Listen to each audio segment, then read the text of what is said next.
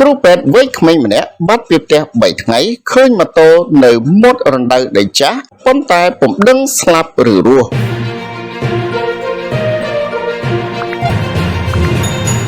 គ្រូពេទ្យវ័យក្មេងម្នាក់បានចេញពីផ្ទះហើយក៏បាត់ខ្លួនរយៈពេល3ថ្ងៃហើយមិនឃើញត្រឡប់ទៅផ្ទះវិញសោះចំណែកក្រុមគ្រួសារមានការព្រួយបារម្ភជាខ្លាំង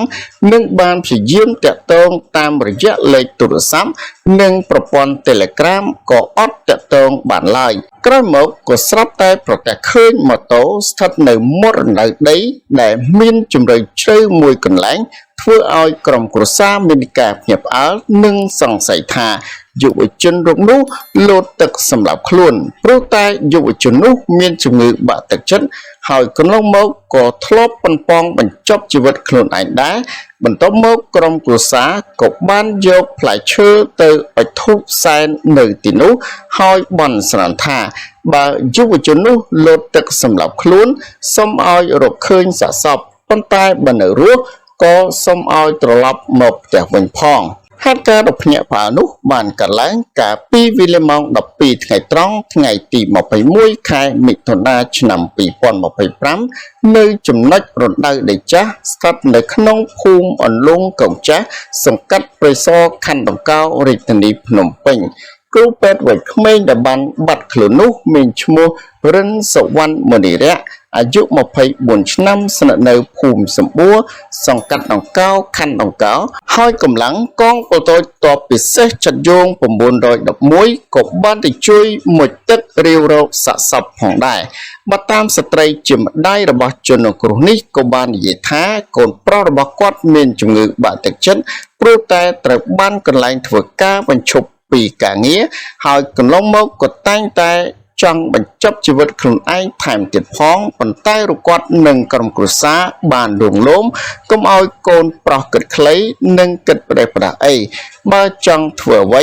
ឬខ្វះខាតអ្វីពួកគាត់នឹងជួយបំពេញបំណងទើបមិនមានរឿងអ្វីកើតឡើងឡើយស្ត្រីជាម្ដាយបាននិយាយបន្តទៀតថាលុះមកដល់ថ្ងៃទី19ខែមិថុនាឆ្នាំ2025កូនប្រុសរបស់គាត់បានជិះម៉ូតូមួយគ្រឿងមក Honda Wave ពណ៌ខ្មៅពាក់ស្លាកលេខភ្នំពេញ 1DH 7115ចេញពីផ្ទះដែលបានយកកាបូបខោអាវទៅជាមួយផងដែរហើយក៏ទៅបាត់រហូតតែម្ដងខណៈនោះគាត់និងក្រុមគ្រួសារតាក់ទងអត់បានសោះដោយ call ក៏អត់ចូលនិងឆាត Telegram ក៏អត់ចូលទៀតហើយក៏បានទៅប្តឹងសមត្ថកិច្ចឲ្យជួយស្វែងរកទៀតក៏នៅតែរកមិនឃើញដែរគាត់បាននិយាយបន្ថែមទៀតថាក្រោយមកក៏មានអ្នកប្រទះឃើញម៉ូតូកូនប្រុសរបស់គាត់ស្ថិតនៅមាត់រណ្ដៅដីមួយកន្លែងខាងលើនេះគាត់និងក្រុមគ្រួសារក៏បានទៅមើលហើយសង្ស័យថាកូនប្រុសរូបនោះអាចលោតទឹកសម្លាប់ខ្លួនបន្ទាប់មកក៏យកផ្លែឈើទៅអុជធូបសែននៅមាត់រណ្ដៅដីនោះដើម្បីធ្វើការបន់ស្រន់ប្រសិនបើកូនលុតទឹកសម្លាប់ខ្លួនសូមឲ្យរកឃើញសាកសពប៉ុន្តែបើកូននៅរស់ក៏សូមឲ្យកូនត្រឡប់ទៅផ្ទះវិញផងប្រជាពលរដ្ឋបាននិយាយថាពួកគាត់បានប្រទះឃើញម៉ូតូមួយគ្រឿងនោះស្ថិតនៅចំណុចរណ្ដៅដីខាងលើតាំងពីវេលាព្រឹកថ្ងៃទី20ខែមិថុនាឆ្នាំ2025ម្លេះប៉ុន្តែស្មានថាជាម៉ូតូរបស់អ្នកនេសាទត្រីទុកនៅទីនោះទើបអត់ចាប់អារម្មណ៍លុះរហូតដល់ថ្ងៃទី21ខែមិថុនា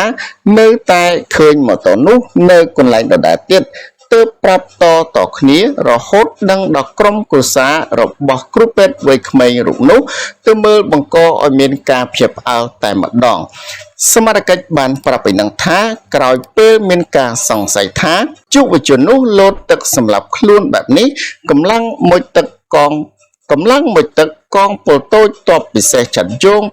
911បានទៅជួយរាវរកប៉ុន្តែរហូតមកដល់វេលាល្ងាចថ្ងៃដដែលនោះក៏នៅមិនទាន់ឃើញសាកសពនៅឡើយហើយរណ្ដៅដីនោះមានជម្រៅជ្រៅណាស់មិនងាយនឹងរាវរកឃើញភ្លាមនោះឡើយ